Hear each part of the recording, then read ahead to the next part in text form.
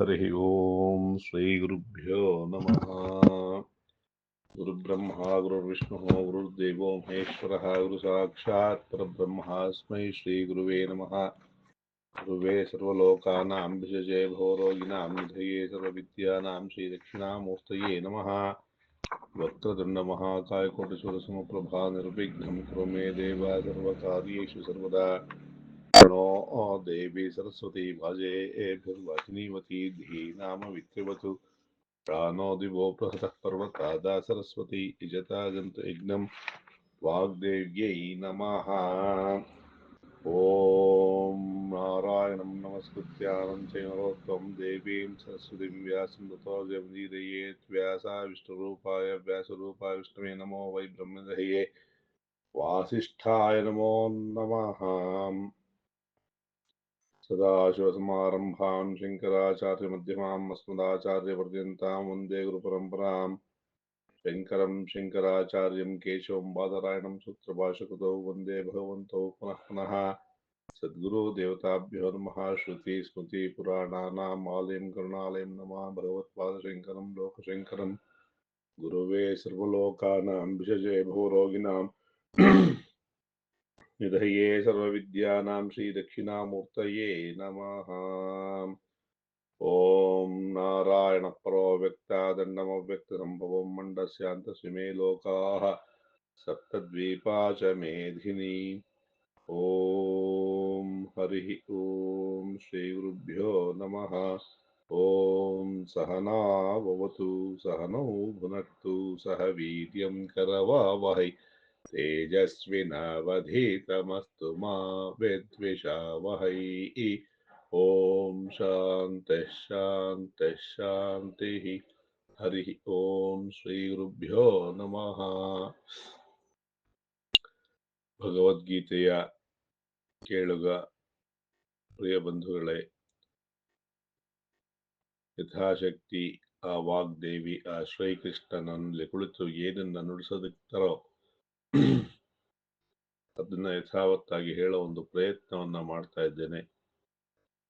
ಭಗವದ್ಗೀತೆಯ 13ನೇ ಅಧ್ಯಾಯ ಕ್ಷೇತ್ರಜ್ಞ ವಿಭಾಗ ಯೋಗದಲ್ಲಿ 21ನೇ ಶ್ಲೋಕದಿಂದ ಯಥಾಮತಿ ಹೇಳಕ್ ಪ್ರಯತ್ನ ಮಾಡ್ತೀನಿ. ಆ ವಾಗ್ದೇವಿ ತನ್ನಲ್ಲಿ ಕುಳಿತು ನುಡಿಸ್ಬೇಕು ಅಂತ ಹೇಳಿ ಆ ದೇವಿಯನ್ನ ಪ್ರಾರ್ಥನೆ ಮಾಡ್ತಾ ಈ ಒಂದು ಆಡಿಯೋ ರೆಕಾರ್ಡಿಂಗ್ ಏನಿದೆ ಅದನ್ನು ಕೇಳಿ ನಿಮ್ಮ ಅಭಿಪ್ರಾಯಗಳನ್ನು ಕೂಡ ತಪ್ಪದೆ ತಿಳಿಸಿ, ತಪ್ಪುಗಳು ಅಥವಾ ಇನ್ನು ಉತ್ತಮಗೊಳಿಸೋದಕ್ಕೆ ಸಹಾಯ ಮಾಡಿ ಅಂತ ಹೇಳ್ತಾ, ಯಥಾಮತಿ ಜ್ಞಾನವನ್ನ ಪಡ್ಕೊಳ್ಳೋದಕ್ಕೆ ಇದೊಂದು ಅತ್ಯಮೂಲ್ಯವಾದಂತಹ ಗ್ರಂಥ. ಆ ಗ್ರಂಥದಲ್ಲಿ ಎಷ್ಟು ಸಾಧ್ಯವೋ ಅಷ್ಟು ಸಾಧನೆಯನ್ನ ಮಾಡಬೇಕಾಗತ್ತೆ, ಮಾಡೋದು ಉತ್ತಮ ಅಂತ ಹೇಳಿ ಹೇಳ್ತಾ ಈ ಒಂದು ಶ್ಲೋಕದ ಮೂಲಕ ಆರಂಭ ಮಾಡ್ತಾ ಇದ್ದೇನೆ. ಓಂ ಪರಮಾತ್ಮನೇ ನಮಃ. ಪುರುಷ ಪ್ರಕೃತಿಸ್ಥೋ ಹಿ ಭುಂಕ್ತೆ ಪ್ರಕೃತಿದಾನ್ ಗುಣಾನ್ ಕಾರಣಂ ಗುಣಸಂಗೋಸ್ಯ ಸದ್ಯೋ ನಿಜನ್ಮಸು. ಶ್ರೀಕೃಷ್ಣ ಈ ರೀತಿ ನಮಗೆ ಅನುಗ್ರಹವನ್ನ ಮಾಡ್ತಾ ಇದ್ದಾನೆ. ಪುರುಷಃ ಪ್ರಕೃತಿಸ್ಥೋ ಹಿ ಭುಂಕ್ತೆ ಪ್ರಕೃತಿಜಾನ್ ಗುಣಾನ್ ಕಾರಣಂ ಗುಣಸಂಗೋ ಅಸ್ಯ ಸದಸದ್ಯೋನಿ ಜನ್ಮಸು. ಇಲ್ಲಿ ಪುರುಷ ಅಂತ ಹೇಳಿದಾಗ ಜೀವಿ ಅಂತ ತಗೊಳ್ಬಹುದು. ಪುರುಷ ಪ್ರಕೃತಿಸ್ಥನಾಗಿ ಪ್ರಕೃತಿಯಿಂದ ಆಗಿರುವ ಗುಣಗಳನ್ನ ಭೋಗಿಸ್ತಾ ಇದ್ದಾನೆ.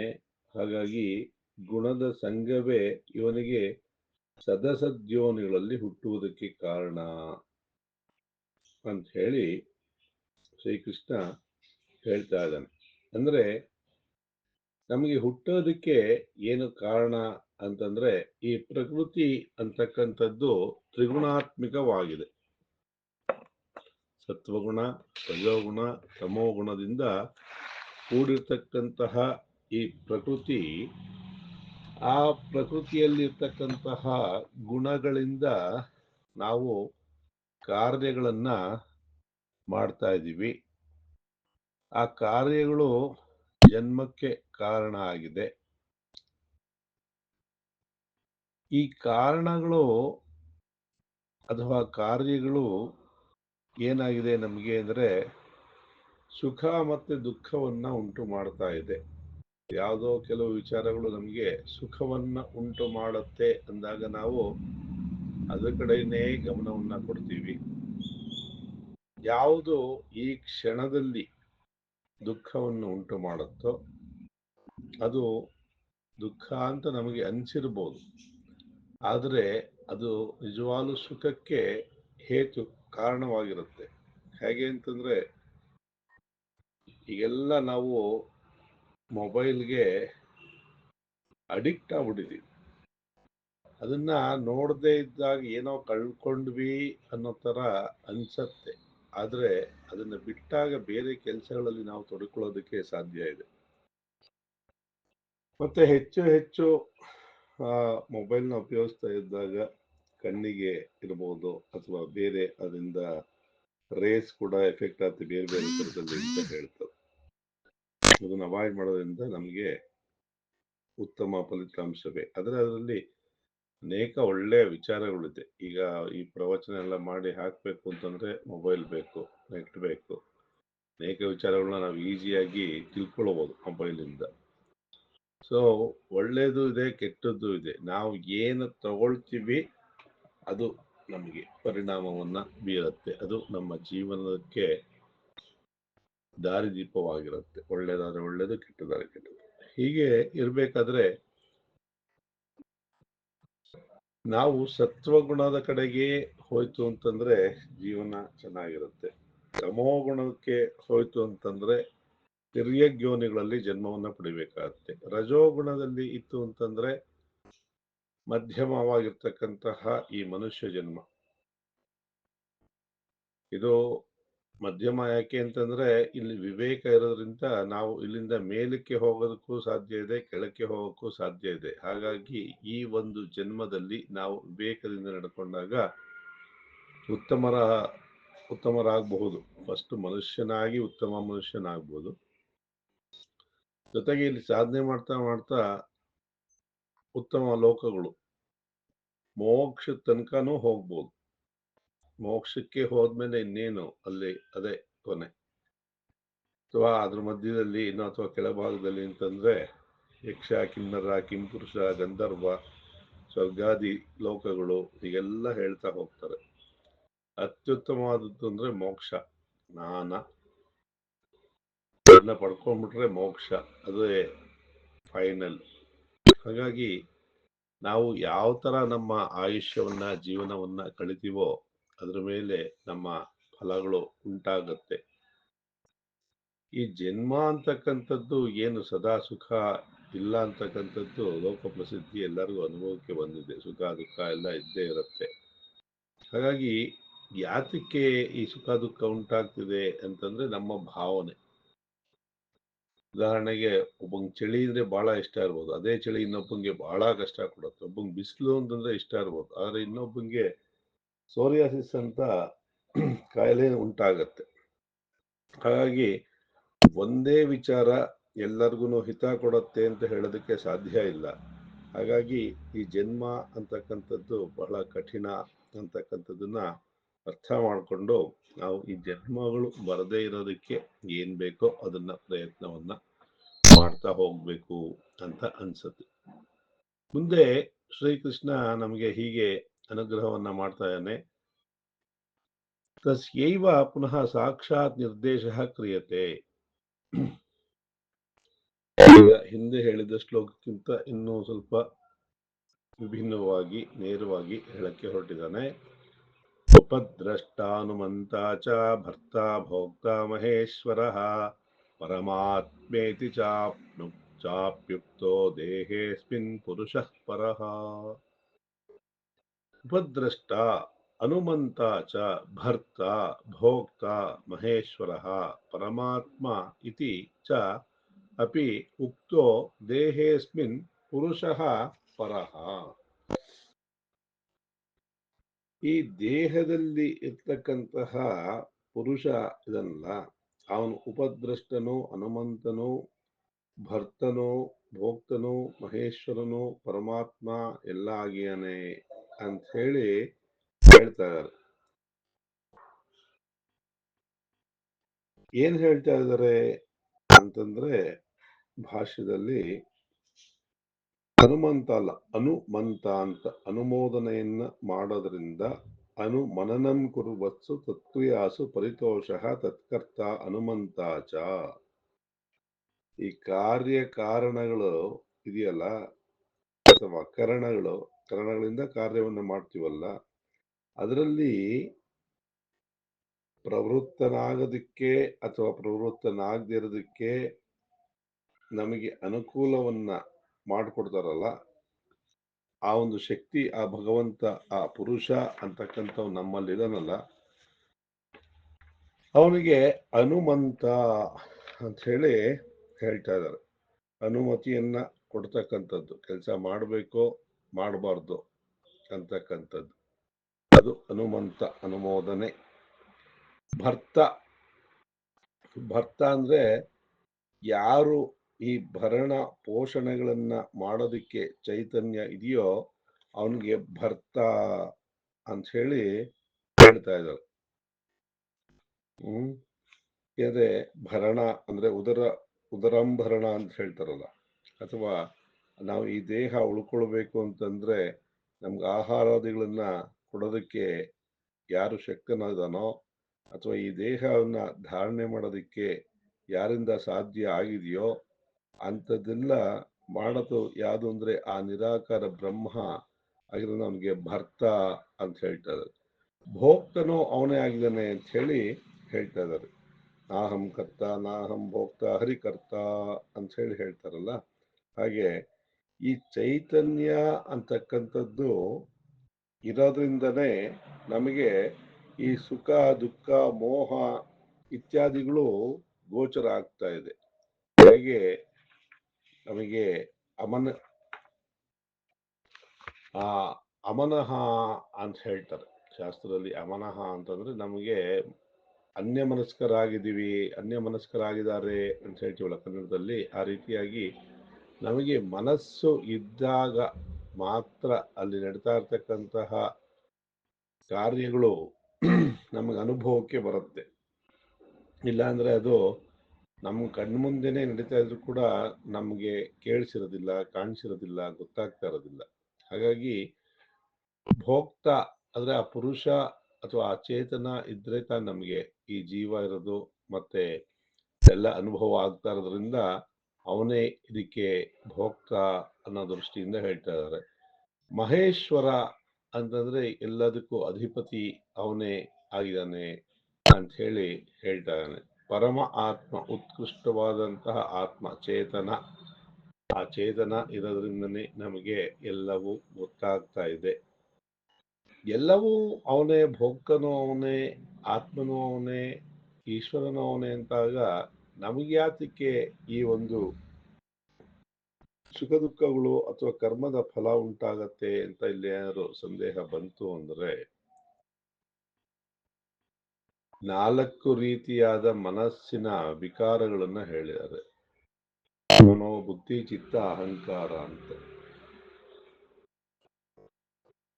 ನಮಗೆ ವಿವೇಕವನ್ನ ಕೊಟ್ಟು ಅವನು ಕೇವಲ ಸಾಕ್ಷಿಭೂತನಾಗಿದ್ದಾನೆ, ಚೇತನ ಅಥವಾ ನಿರಾಕಾರ ಬ್ರಹ್ಮ ಅಥವಾ ಪರಮಾತ್ಮ ಕೃಷ್ಣ. ಹಾಗಾಗಿ ಇಲ್ಲಿ ಯಾರು ಕಾರ್ಯವನ್ನು ಮಾಡ್ತಾ ಇದ್ದಾರೆ ಅಂತಂದ್ರೆ ಈ ಜೀವಿಯೇ, ಅವನ ಸುಖ ದುಃಖಕ್ಕೆ ಆ ಜೀವಿಯೇ ಕಾರಣ.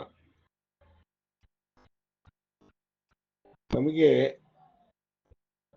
ಯಾವ್ದಾದ್ರು ಚಾಕು ಕೊಟ್ಟು ಇದನ್ನ ತರಕಾರಿನೋ ಹಣ್ಣೋ ಹೆಚ್ಚಕ್ಕೆ ಉಪಯೋಗಿಸ್ಬೇಕು ಅಂತ ಜ್ಞಾನವನ್ನು ಕೊಟ್ಟು ಅದನ್ನ ಬಿಟ್ಬಿಟ್ಟು ನಾನು ಕುಯ್ಕೊಳ್ತೀನಿ ಅಥವಾ ಇನ್ನೊಬ್ರು ಕುಯ್ತೀನಿ ಅಂತಂದ್ರೆ ಅದ್ರ ಪರಿಣಾಮ ನಾವೇ ಎದುರಿಸ್ಬೇಕಾಗತ್ತೆ. ಯಾಕೆ? ಬುದ್ಧಿಯನ್ನ ಕೊಟ್ಟಿದ್ದಾನೆ, ವಿವೇಕ ಇದೆ, ಅದನ್ನ ಸರಿಯಾಗಿ ಉಪಯೋಗಿಸದೇ ಇರೋದ್ರಿಂದ ಮಾಡಿದ್ಯಾರು? ನಾವು ಮನಸ್ಸಿನಿಂದ ಮಾಡಿದ್ದಾಗ ಮನಸ್ಸಿಗೆ ನೋವು, ಕರಣ ಅಥವಾ ಉಪಕರಣ ಈ ದೇಹದಿಂದ ಮಾಡಿದಾಗ ಈ ದೇಹಕ್ಕೆ ನೋವು ಆಗತ್ತೆ ಹೊರತು ಅಲ್ಲಿ ಸಾಕ್ಷಿಭೂತರಾಗಿರ್ತಕ್ಕಂಥ ಇನ್ಯಾರಿಗೋನು ಅದು ಅದರ ಪರಿಣಾಮ ಅಂತಕ್ಕಂಥದ್ದು ಇರೋದಿಲ್ಲ. ಹಾಗಾಗಿ ನಾವು ಜ್ಞಾನವನ್ನ ಉಪಯೋಗಿಸ್ಕೊಂಡು ನಮ್ಮ ಸಮಯವನ್ನ ಯಾವುದಕ್ಕೆ ಹೇಗೆ ಉಪಯೋಗಿಸ್ತೀವಿ, ಅಥವಾ ನಮ್ಮಲ್ಲಿರ್ತಕ್ಕಂಥ ಹಣವನ್ನು, ಸಮಯವನ್ನು, ಅಧಿಕಾರವನ್ನು ಹೇಗೆ ಉಪಯೋಗಿಸ್ತೀವಿ, ಅದಕ್ಕೆ ತಕ್ಕನಾದಂತಹ ಫಲವನ್ನೂ ಕೂಡ ಈ ಜೀವಿಯೇ ಅನುಭವಿಸಬೇಕು ಅನ್ನೋದ್ರಲ್ಲಿ ಸಂದೇಹವೇ ಇಲ್ಲ. ಮುಂದೆ ಶ್ರೀಕೃಷ್ಣ ಹೀಗೆ ಅನುಗ್ರಹವನ್ನು ಮಾಡ್ತಾ ಇದ್ದಾನೆ. ಯ ಏವಂ ವೇತ್ತಿ ಪುರುಷಂ ಪ್ರಕೃತಿಂ ಚ ಗುಣೈಃ ಸಹ ಸರ್ವಥಾ ವರ್ತಮಾನೋಪಿ ನ ಸ ಭೂಯೋಭಿಜಾಯತೆ. ಯ ಏವಂ ವೇತ್ತಿ ಪುರುಷಂ ಪ್ರಕೃತಿಂ ಚ ಗುಣೈಃ ಸಹ ಸರ್ವಥಾ ವರ್ತಮಾನೋ ಅಪಿ ನ ಸ ಭೂಯೋ ಅಭಿಜಾಯತೆ. ಏನ್ ಹೇಳ್ತಾ ಇದ್ದಾನೆ ಶ್ರೀಕೃಷ್ಣ ಅಂತಂದ್ರೆ, ಯಾರು ಪುರುಷನನ್ನ ಗುಣಗಳೊಡನೆ ಪ್ರಕೃತಿಯನ್ನು ಅರ್ಥಕೊಳ್ತಾನೋ ಅವನು ಹೇಗೆ ಇದ್ದರೂ ಮತ್ತೆ ಹುಟ್ಟೋದಿಲ್ಲ ಅಂತ ಹೇಳ್ತಾರೆ. ಹೇಗೆ ಇದ್ರೂ ಹುಟ್ಟೋದಿಲ್ಲ ಅಂತಂದ್ರೆ ಏನರ್ಥ ಅಂದ್ರೆ, ಅವನು ಲೋಕಕ್ಕೆ ಹುಚ್ಚನಂತೆ ಕಾಣಬಹುದು. ಇದಕ್ಕೆ ಉದಾಹರಣೆ ಜೀವನ್ಮುಕ್ತರಾದಂತಹ ಶ್ರೀ ಶ್ರೀ ಶ್ರೀ ಚಂದ್ರಶೇಖರ ಭಾರತಿ ಮಹಾಸ್ವಾಮಿಗಳು. ಅವರನ್ನ ಆ ಕಾಲದಲ್ಲಿದ್ದಂತಹ ಅಲ್ಲಿ ಅಧಿಕಾರಿಗಳು ಸ್ವಾಮಿಗಳಿಗೇನೋ ಹುಚ್ಚಿದೆ ಅಂತ ಅನ್ಕೊಂಡಿದ್ರು ಅಂತ. ಅದಕ್ಕೆ ಪರೀಕ್ಷೆನೂ ಮಾಡಿ ಅದಿಲ್ಲ ಅಂತೆಲ್ಲ ಆಯ್ತು ಅನ್ನೋದು ದೊಡ್ಡದೊಂದು ಕಥೆ ಅದು. ಆದರೆ ಅವರು ನಿಜವಾದಂತಹ ಆತ್ಮಜ್ಞಾನವನ್ನ ಹೊಂದಿದ್ರು ಜ್ಞಾನಿಗಳು. ಹಾಗಾಗಿ ಅವ್ರಿಗೆಲ್ಲ ಪುನರ್ಜನ್ಮ ಅಂತಕ್ಕಂಥದ್ದೇ ಇಲ್ಲ.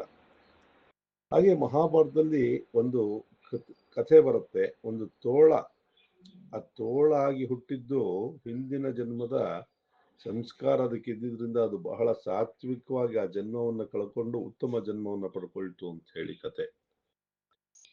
ಇಲ್ಲಿ ಏನ್ ಹೇಳ್ತಾನೆ ಈ ಶ್ಲೋಕದಲ್ಲಿ, ಯಾರು ಈ ಜೀವಿ, ಪುರುಷ ಅಂತಂದ್ರೆ ಹೆಣ್ಣು ಗಂಡು ಅನ್ನೋ ಭೇದ ಇಲ್ಲ ಅಂತ ಅನೇಕ ಸಲ ಹೇಳಿದ್ದೀನಿ. ಈ ಜೀವಿ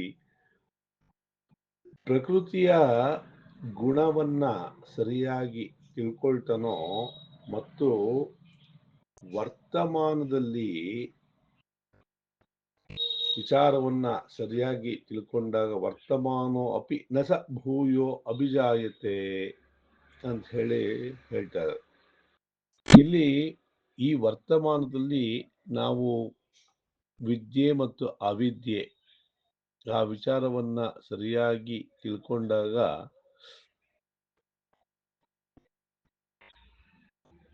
ನಾವು ತಪ್ಪು ಮಾಡೋದಕ್ಕೆ ಸಾಧ್ಯತೆ ಇಲ್ಲ. ಜನ್ಮಗಳಿಗೆ ಕಾರಣ ಏನು ಅಂತಂದ್ರೆ ನಮಗಿರ್ತಕ್ಕಂತಹ ಮೋಹ. ಆ ಮೋಹದಿಂದ ಕರ್ಮಗಳನ್ನ ಮಾಡ್ತೀವಿ, ಆ ಕರ್ಮಗಳಿಗೆ ಫಲ, ಆ ಫಲಕ್ಕೆ ಮತ್ತೆ ಜನ್ಮಗಳು, ಹೀಗೆ ಸುತ್ತನೇ ಇರ್ಬೇಕು. ಹೀಗೆ ಯಾರು ಕರ್ಮವನ್ನ ಮಾಡದೇ ಇಲ್ವೋ ಅಥವಾ ಕರ್ಮವನ್ನ ನಿಮಿತ್ತವಾಗಿ ಮಾಡಿ ಎಲ್ಲ ಕೃಷ್ಣಾರ್ಪಣ ಅಥವಾ ಈಶ್ವರಾರ್ಪಣ ಬುದ್ಧಿಯಿಂದ ಮಾಡ್ತಾರೋ ಅಂಥವನಿಗೆ ಈ ಕರ್ಮ ಬೀಜ ಅಂತಕ್ಕಂಥದ್ದು ಉಂಟಾಗೋದಿಲ್ಲ. ಯಾಕೆ ಅಂತಂದ್ರೆ ಈ ಕರ್ಮವನ್ನು ನಾನು ಅನ್ನೋ ಅಹಂಕಾರದಿಂದ ಮಾಡಿದಾಗ ಅವನಿಗೇನಾಗತ್ತೆ, ಆ ಒಂದು ಕರ್ಮದ ಬೀಜ ಫಲವನ್ನ ಕೊಡುತ್ತೆ, ವೃಕ್ಷವಾಗಿ ಬೆಳೆಯುತ್ತೆ. ಆ ಕರ್ಮದ ಬೀಜವೇ ಇಲ್ಲ ಅಂತಂದ್ರೆ ಅದು ವೃಕ್ಷ ಆಗೋದು ಹೇಗೆ, ಫಲವನ್ನು ಕೊಡೋದು ಹೇಗೆ? ಹಾಗಾಗಿ ನಾವು ಕರ್ಮವನ್ನು ಮಾಡಬೇಕಾದ್ರೆ ಅಹಂ ಇಂದ ಮಾಡದೆ ಕೃಷ್ಣಾರ್ಪಣ ಬುದ್ಧಿಯಿಂದ ಮಾಡಬೇಕು ಅಂತ ಹೇಳ್ತಾ ಇದ್ದಾರೆ. ಬ್ರಹ್ಮವೇದ ಬ್ರಹ್ಮೈವ ಭವತಿ ಅಂತ ಹೇಳಿ, ನಾವು ಎಲ್ಲರೂ ಬ್ರಹ್ಮದ ಸ್ವರೂಪರೇ ಅಂತ ತಿಳ್ಕೊಳ್ತಕ್ಕಂತಹ ಒಂದು ಉದಾತ್ತವಾದ ಮನಸ್ಸಿನ ಕಡೆ ಬೆಳೀತಾ ಹೋದಾಗೆ ನಮಗೆ ಬೇರೆ ಎಲ್ಲವೂ ಕೇವಲ ತೃಣವಾಗಿ ಅಥವಾ ನಿರ್ಲಕ್ಷ್ಯವನ್ನ ಮಾಡೋದಕ್ಕೆ ಆರಂಭ ಮಾಡ್ತೀವಿ. ಆ ಒಂದು ಹಂತಕ್ಕೆ ಹೋಯ್ತು ಅಂದ್ರೆ ನಿಜವಾಗ್ಲೂ ನಾವು ಸಾಧನೆಯನ್ನ ಮಾಡೋದಕ್ಕೆ ತುಂಬಾ ಅನುಕೂಲ ಆಗುತ್ತೆ. ನಮ್ಗೆ ಈ ಅವಿದ್ಯೆ ಅಂತಕ್ಕಂಥದ್ದು ಇರೋದ್ರಿಂದನೇ ನಾವು ಕರ್ಮದಲ್ಲಿ ತೊಡಕೊಳ್ತಾ ಇದ್ದೀವಿ. ಆ ಅವಿದ್ಯೆ ನಾಶ ಆಯ್ತು ಅಂತಂದ್ರೆ ನಮ್ಗೆ ಏನಾಗತ್ತೆ, ಯಾವುದ್ರಲ್ಲೂ ಕಾಮನೆ ಇರೋದಿಲ್ಲ, ಅಂದ್ರೆ ಬಯಕೆಗಳು ಇರೋದಿಲ್ಲ, ಅಥವಾ ಯಾವುದ್ರ ಮೇಲೂ ಕ್ಲೇಶ ಅಥವಾ ಅದರಿಂದ ದುಃಖ ಆಗಲಿ ಅದರ ಮೇಲೆ ದ್ವೇಷ ಆಗಲಿ ಇರೋದಿಲ್ಲ. ಯಾವಾಗ ನಮಗೆ ಬಯಕೆನೂ ಇಲ್ಲ, ಇನ್ನೊಂದ್ರ ಮೇಲೆ ದ್ವೇಷವೂ ಇಲ್ಲ, ಸಮಮನಸ್ಥಿತಿ ಬಂತು ಅಂತಂದ್ರೆ ಅವಾಗ ನಮಗೆ ನಾನು ಅಂತಕ್ಕಂಥದ್ದು ಹೇಗೆ ಉಂಟಾಗುತ್ತೆ? ಎಲ್ಲ ಏನಾಗಿದೆ ನಮಗೆ ಜೀವನದಲ್ಲಿ ಇಷ್ಟು ವರ್ಷಗಳು ಕೂಡ, ಇದು ನಂದು, ಇದು ನಂದಲ್ಲ, ಇದು ನನ್ನವರು, ಇದು ಬೇರೆಯವರು ಅನ್ನೋ ಭಾವನೆಯಿಂದನೇ ನಾವು ಕಾರ್ಯಗಳನ್ನ ಮಾಡಿದಾಗ ಅದರಲ್ಲಿ ಶುಭಾಶುಭ ಫಲಗಳು ಉಂಟಾಗುತ್ತೆ. ಆ ಶುಭಾಶುಭ ಫಲಗಳಿಂದ ಜನ್ಮಗಳು ಉಂಟಾಗುತ್ತೆ. ಹಾಗಾಗಿ ನಾವು ಅದನ್ನ ಮೀರಿ ಜೀವನವನ್ನ ಮಾಡಿದಾಗ ಪುನರ್ಜನ್ಮಗಳು ಉಂಟಾಗೋದಕ್ಕೆ ಸಾಧ್ಯ ಇಲ್ಲ ಅನ್ನೋ ರೀತಿಯಲ್ಲಿ ನಾವು ಅಳವಡಿಸ್ಕೊಳ್ಬೇಕಾಗತ್ತೆ.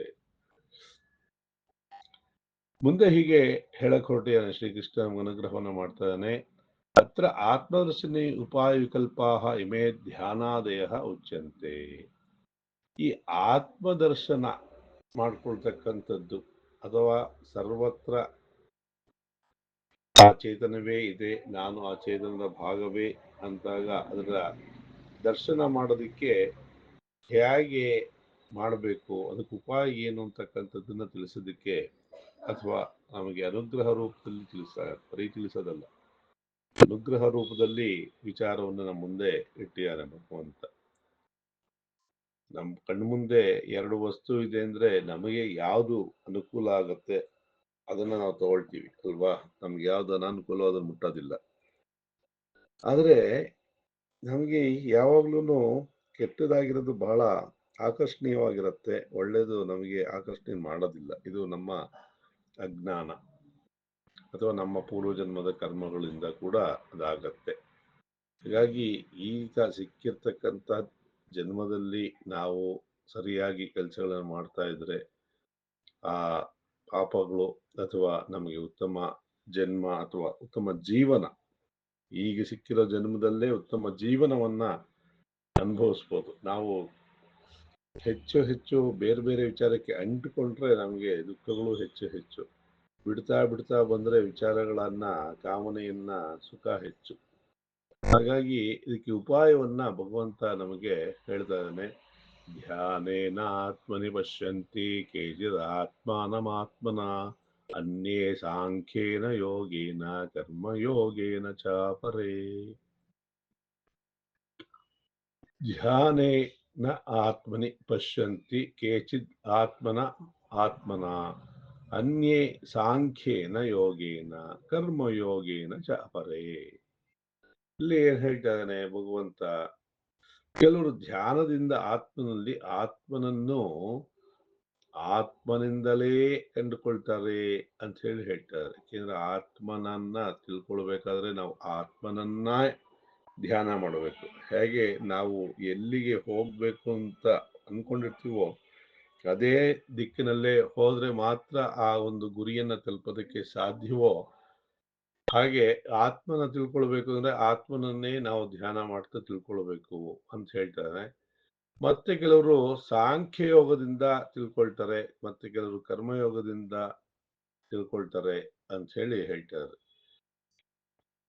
ಒಂದು ಗುರಿಯನ್ನ ತಲುಪಬೇಕು ಅಂತಂದ್ರೆ ಅನೇಕ ದಾರಿಗಳಿಂದ ಬಂದು ತಲುಪಬಹುದು, ಅನೇಕ ರೀತಿಯಿಂದ ತಲುಪಬಹುದು. ನಡ್ಕೊಂಡು ಹೋಗೋ ತಲುಪಬಹುದು, ಬಸ್ಸಲ್ಲಿ ಹೋಗೋ ತಲುಪಬಹುದು, ಕಾರಲ್ಲಿ ಹೋಗೋ ತಲುಪಬಹುದು, ಟೂ ವೀಲರ್ ಅಲ್ಲಿ ಹೋಗೋ ಕೂಡ ತಲುಪಬಹುದು. ಆದ್ರೆ ತಲುಪುವ ಗುರಿ ಮುಖ್ಯ ಮತ್ತು ಅದರ ಕಡೆಗೆ ಪ್ರಯಾಣ ಮುಖ್ಯ. ಏನ್ ಹೇಳ್ತಾರೆ ಅಂತಂದ್ರೆ, ಆ ಒಂದು ಗುರಿಯನ್ನ ಮುಟ್ಟೋದಕ್ಕೆ ಓಡಕ್ಕಾಗದಿದ್ರೆ ನಡೆಯಕ್ಕಾಗದಿದ್ರೆ ತೆಳ್ಕೊಂಡಾದ್ರೂ ಹೋಗು ಅಂತ ಹೇಳ್ತಾರೆ. ಯಾತಕ್ಕೆ? ನಾವು ಬಹಳ ತಮೋಗುಣವನ್ನೋ ರಜೋಗುಣವನ್ನೋ ಹೊಂದಿದೀವಿ ಅಂತ ಇಟ್ಕೊಳ್ಳೋಣ ಉದಾಹರಣೆಗೆ. ಅಥವಾ ಮೂರು ಇದೆ ನಮ್ಮಲ್ಲಿ, ಸತ್ವಗುಣವೂ ಇದೆ, ತಮೋಗುಣ ರಜೋಗುಣವೂ ಇದೆ. ಅದನ್ನ ಭೇದಿಸಿ ನಾವು ಸತ್ವಗುಣಕ್ಕೆ ಬರಬೇಕು ಅಂತಂದ್ರೆ ಅಷ್ಟು ಸುಲಭ ಅಲ್ಲವೇ ಅಲ್ಲ. ಸತತವಾದಂತಹ ಪ್ರಯತ್ನ. ಆ ಪ್ರಯತ್ನವನ್ನ ಪಡ್ತಾನೆ ಬರೋದಕ್ಕೆ ಸಾಧ್ಯ. ಅದನ್ನ ನಮ್ಮ ಕರ್ಮಾನುಸಾರವಾಗಿ ಅಥವಾ ನಮ್ಮ ಜ್ಞಾನಕ್ಕೆ ಅನುಸಾರವಾಗಿ ಅಥವಾ ನಮ್ಮ ಮನಸ್ಸು ಇದೆಯಲ್ಲ, ಆ ಮನಸ್ಸು ಯಾವ್ದ್ರಿಂದ ಅಂದ್ರೆ ನಾವು ಮಾಡಿರ್ತಕ್ಕಂತಹ ಕರ್ಮದಿಂದ ನಮ್ಮನ್ನ ಸೆಳಿತಾ ಇರುತ್ತೆ ಯಾವ್ದಕ್ಕೂ. ಆದ್ರೆ ಆ ಸೆಳಿತಾ ಇದ್ರು ಕೂಡ ನಾವು ಇಲ್ಲಪ್ಪ ಈ ಕಡೆ ನಾವು ಧ್ಯಾನ ಮಾರ್ಗಕ್ಕೆ ಹೋಗ್ಬೇಕು, ಆಧ್ಯಾತ್ಮ ಕಡೆ ಹೋಗ್ಬೇಕು ಅಂತಕ್ಕಂಥ ಪ್ರಯತ್ನವನ್ನ ಸತತವಾಗಿ ಮಾಡ್ತಾ ಇದ್ದಾಗ ಎಂದೋ ಒಂದು ದಿವಸ ನಮಗೆ ಈ ಪಾಪ ಕರ್ಮಗಳು ಅಥವಾ ನಮ್ಮ ಪ್ರಾರಬ್ಧ ಅನ್ನೋದು ಬಿಟ್ಟು ಹೋಗುತ್ತೆ. ಅನುಭವಿಸೇ ತೀರ್ಬೇಕು ಅಂತಾರೆ ನಿಜ.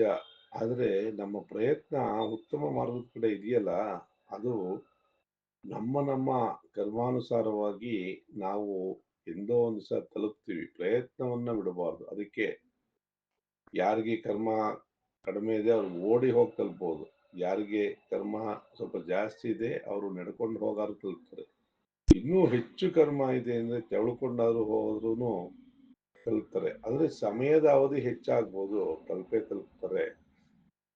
ಹಾಗಾಗಿ ನಮ್ಮ ಪ್ರಯತ್ನ ಸತತವಾಗಿ ಇರಬೇಕು ಅಂತ ಹೇಳಿ ಹೇಳ್ತಾರೆ. ಇಲ್ಲಿ ಸಾಂಖ್ಯ ಯೋಗದಿಂದಲೋ ಕರ್ಮಯೋಗದಿಂದಲೋ ಧ್ಯಾನ ಯೋಗದಿಂದಲೋ ಒಬ್ಬೊಬ್ರು ಒಂದೊಂದು ತರದಲ್ಲಿ ಹೋಗ್ತಾರೆ. ಹೋದವರೆಲ್ಲರಿಗೂ ಉದ್ದೇಶ ಆ ಪರಮ ಸ್ಥಾನವನ್ನ ತಲುಪೋದು ಮುಖ್ಯವಾಗಿದೆ. ಹಾಗಾಗಿ ಅದನ್ನ ತಲುಪಬೇಕು, ಅದಕ್ಕೆ ಪ್ರಯತ್ನ ಪಡಬೇಕು ಅಂತ ಹೇಳಿ ನಾವು ಇಲ್ಲಿ ನಮಗೆ ನಾವು ಜೀವನದಲ್ಲಿ ಅಳವಡಿಸ್ಕೊಳ್ಬಹುದು. ಮುಂದೆ ಹೀಗೆ ಅನುಗ್ರಹವನ್ನು ಮಾಡ್ತಾ ಇದ್ದಾನೆ ನಮಗೆ.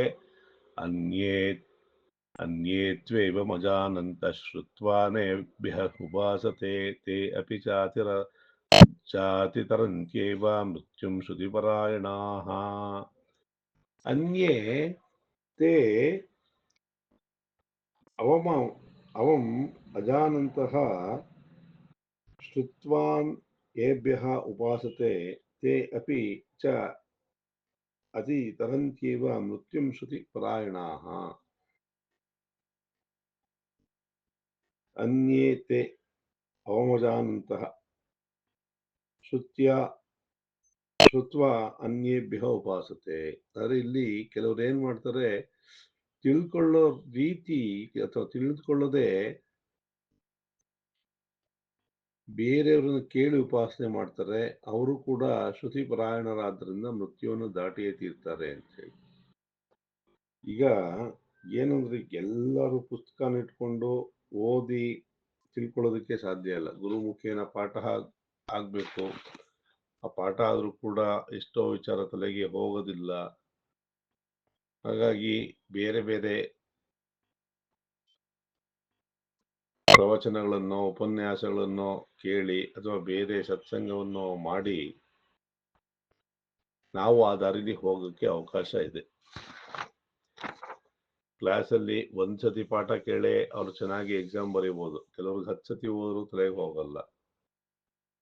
ಅದು ಅವ್ರ ಕೆಪಾಸಿಟಿ. ಆದ್ರೆ ನಾವು ಮಾಡಬೇಕು, ಚೆನ್ನಾಗಿ ಕಲಿಬೇಕು ಅಂತಕ್ಕಂಥದ್ದಿದ್ರೆ ಅವನು ಪ್ರಯತ್ನ ಪಟ್ಟು ಹೇಗಾದ್ರು ಮಾಡಿ ಪಾಸ್ ಅಂತೂ ಹಾಗೆ ಆಗ್ತಾನೆ. ಆ ರೀತಿಯಾಗಿ ನಮ್ಮ ಯೋಗ್ಯತಾನುಸಾರವಾಗಿ ನಾವು ಪ್ರಯತ್ನವನ್ನ ಪಟ್ಟು ಈ ಒಂದು ಭವಬಂಧನದಿಂದ ಪಾಸ್ ಆಗ್ಬೇಕು. ಇಲ್ಲಾಂದ್ರೆ ಇಲ್ಲೇ ಸುತ್ತಾಡ್ತೀವಿ. ಪಾಸ್ ಅಂದ್ರೆ ಅದರಿಂದ ಆಚೆ ಬರೋದು. ಬಂದಾಗ ಮಾತ್ರ ನಮಗೆ ಆ ಜ್ಞಾನ ಮೋಕ್ಷ ಇತ್ಯಾದಿಗಳು ಉಂಟಾಗುತ್ತೆ. ಹಾಗಾಗಿ ನಾವು ಪ್ರಯತ್ನವನ್ನ ಬಿಡದೆ ಮಾಡ್ತಾನೆ ಇರ್ಬೇಕಾಗತ್ತೆ ಅಂತ ಹೇಳಿ ಇಲ್ಲಿ ಈ ಶ್ಲೋಕವನ್ನ ನಮ್ಮ ಜೀವನಕ್ಕೆ ನಾವು ಅಳವಡಿಸ್ಕೊಳ್ಬೋದು.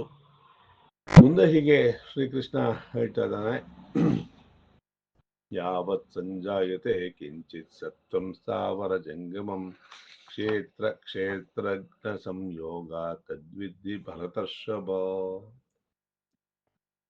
ಯಾವತ್ ಸಂಜಾಯತೆ ಕಿಂಚಿತ್ ಸತ್ವಂ ಸ್ಥಾವರ ಜಂಗಮಂ ಕ್ಷೇತ್ರಜ್ಞ ಸಂಯೋಗ ತದ್ವಿದ್ಧಿ ಭರತರ್ಷಭ. ಇಲ್ಲಿ ಸ್ಥಾವರವೋ ಜಂಗಮವೋ ಯಾವುದೋ ಒಂದು ರೂಪದಲ್ಲಿರ್ತಕ್ಕಂತಹ ಈ ಜೀವಿಗೆ ಯಾವಾಗ ಸತ್ವ ಅಂತಕ್ಕಂಥದ್ದು ಉಂಟಾಗುತ್ತೋ ಅಥವಾ ಸತ್ವಗುಣ ಅಂತಕ್ಕಂಥದ್ದು ಉಂಟಾಗುತ್ತೋ ಕ್ಷೇತ್ರಜ್ಞ ಸಂಯೋಗದಿಂದಲೇ ಉಂಟಾಗಬೇಕು ಅಂತ ಹೇಳಿ ಹೇಳ್ತಾ ಇದ್ದಾನೆ. ಕ್ಷೇತ್ರಜ್ಞಾನದು ಹಿಂದೆ ಹೇಳಿನಿ ಏನು ಅಂತ ಹೇಳಿ. ಕ್ಷೇತ್ರ ಅಂತಕ್ಕಂಥದ್ದು ಈ ದೇಹ, ಕ್ಷೇತ್ರಜ್ಞ ಅಂತಕ್ಕಂಥದ್ದು ಪರಮಚೇತನ. ಅದು ಎರಡೂ ಇದ್ದಾಗಲೇ ನಾವು ಏನಾದ್ರು ಒಂದು ಮಾಡೋದಕ್ಕೆ ಸಾಧ್ಯ. ಹೀಗೆ ಬರೀ ಕರೆಂಟ್ ಇದ್ದಾಗ ಇದು ಮಾತ್ರಕ್ಕೆ ಬಲ್ಪೇ ಇಲ್ಲ ಅಲ್ಲಿ ಅಂತಂದ್ರೆ ಕೆಲಸ ಮಾಡಲ್ಲ, ಅಥವಾ ಬಲ್ಪ್ ಇದೆ ಸ್ವಿಚ್ ಆನ್ ಮಾಡಲ್ಲ ಅಂದ್ರೆ ಬಲ್ಪು ಕೆಲಸವನ್ನು ಮಾಡಲ್ಲ. ಅದೇ ರೀತಿ ಇಲ್ಲಿ ಕ್ಷೇತ್ರಜ್ಞ ಸಂಯೋಗ ಉಂಟಾಗಬೇಕು. ಸಂಯೋಗ ಉಂಟಾಗಿ ಆ ಸತ್ವಗುಣಕ್ಕೆ ಬಂದಾಗ ನಾವು ಏನು ಮಾಡಕ್ ಸಾಧ್ಯ ಅಂತಂದ್ರೆ ನಾವು ಅಲ್ಲಿ ಸಾಧನೆಯನ್ನ ಮಾಡೋದಕ್ಕೆ ಸಾಧ್ಯ ಆಗತ್ತೆ.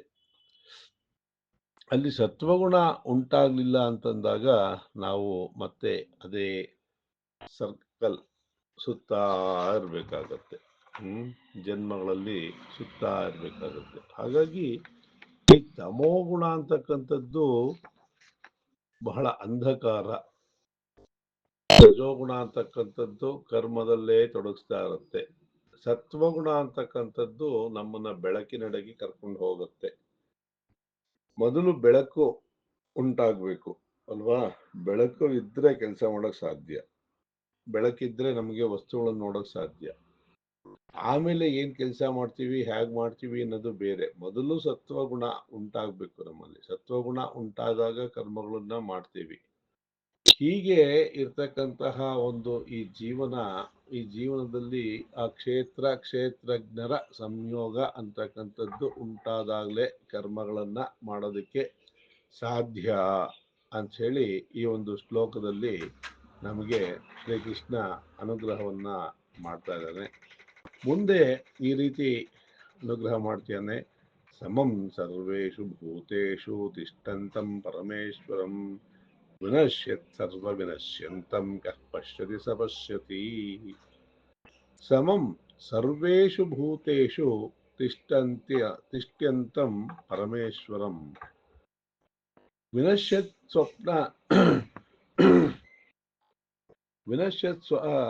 ವಿನಶ್ಯಂತಂ ಯಃ ಪಶ್ಯತಿ ಸ ಪಶ್ಯತಿ. ಇದು ಬಹಳ ಕಷ್ಟ.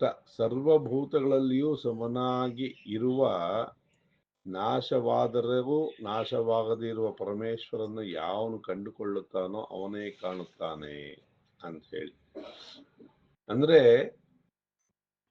ಸಮಂ ಸರ್ವೇಷು ಭೂತೇಷು, ಆ ಪರಮೇಶ್ವರ ಅವನಂತೂ ಎಲ್ಲರಲ್ಲೂ ಸಮನಾಗೇ ಇದ್ದಾನೆ. ಹಿಂದೆ ಉದಾಹರಣೆ ಕೊಟ್ಟ ಹಾಗೆ ಒಂದೇ ವಿಚಾರ ಒಬ್ರಿಗೆ ಇಷ್ಟ ಆಗತ್ತೆ, ಇನ್ನೊಬ್ರಿಗೆ ಕಷ್ಟ ಆಗತ್ತೆ. ನಾವು ಎಲ್ಲರನ್ನು ಸಮದೃಷ್ಟಿಯಿಂದ ನೋಡ್ತಾ ಹೋದಾಗ ಮಾತ್ರ ನಮಗೇನಾಗತ್ತೆ, ಈ ಅಜ್ಞಾನ ಕಡಿಮೆ ಆಗತ್ತೆ. ಇರೋದೊಂದೇ ವಿಚಾರ, ಆದರೆ ಒಬ್ಬಂಗೆ ಇಷ್ಟ, ಒಬ್ಬಂಗೆ ಅನಿಷ್ಟ. ಅನಿಷ್ಟ ಅಂತಂದ್ರೆ ಇಷ್ಟ ಆಗದೆ ಇರೋದಕ್ಕೆ ಅನಿಷ್ಟ, ಬೇರೆ ಇನ್ನೇನು ಅಲ್ಲ. ಒಬ್ಬಂಗೆ ಸಿಹಿ ಅಂತಕ್ಕಂಥದ್ದು ಇಷ್ಟ ಆಯ್ತು ಅಂದ್ರೆ ಇನ್ನೊಬ್ಬಂಗೆ ಸಿಹಿ ಅಂದ್ರೆ ಆಗದೇ ಇಲ್ಲ. ಒಬ್ಬಂಗೆ ಕರ್ನಾಟಕ ಸಂಗೀತ ಇಷ್ಟ ಆದ್ರೆ ಇನ್ನೊಬ್ಬಂಗೆ ಅದೇ ಆಗೋದಿಲ್ಲ. ಸಂಗೀತ ಅನ್ನೋದೊಂದೇ. ಅದೇ ಎರಡು ಜೀವಿಗಳಲ್ಲಿ ಭೇದವನ್ನ ಉಂಟು ಮಾಡುತ್ತೆ ಮಾನಸಿಕವಾಗಿ. ಯಾರು ಆ ಸಮದೃಷ್ಟಿಯಿಂದ ನೋಡ್ತಾ ಹೋಗ್ತಾರೋ, ಅಥವಾ ಈ ಶ್ಲೋಕದಲ್ಲಿ ಹೇಳ್ತಿರೋದು ಆ ಪರಮೇಶ್ವರ ಎಲ್ಲ ಭೂತಗಳಲ್ಲೂ ಕೂಡ ಸಮವಾಗಿ ಇದ್ದಾನೆ. ಆ ಪರಮೇಶ್ವರನ್ನ ಯಾರು ಕಂಡುಕೊಳ್ತಾರೋ ಅವನೇ ಕಾಣುತ್ತಾನೆ ಅಂತಂದ್ರೆ, ಈ ಆತ್ಮ ಅಂತಕ್ಕಂಥದ್ದು ಅಥವಾ ಚೇತನ ಅಂತಕ್ಕಂಥದ್ದು ನನ್ನಲ್ಲಿರದೆ ಅವನಲ್ಲೂ ಇದೆ ಅನ್ನೋ ಮನೋಭಾವನೆಯನ್ನ ಯಾವಾಗ ನಾವು ಹೊಂದುತ್ತೀವಿ, ಅವಾಗ ಮಾತ್ರ ಆ ಪರಮಾತ್ಮನನ್ನು ನೋಡೋದಕ್ಕೆ ಸಾಧ್ಯ ಅಂತಕ್ಕಂಥ ರೀತಿಯಲ್ಲಿ ನಾವು ಅರ್ಥ ಮಾಡ್ಕೊಳ್ಬೇಕು. ಸ ಪಶ್ಯತಿ.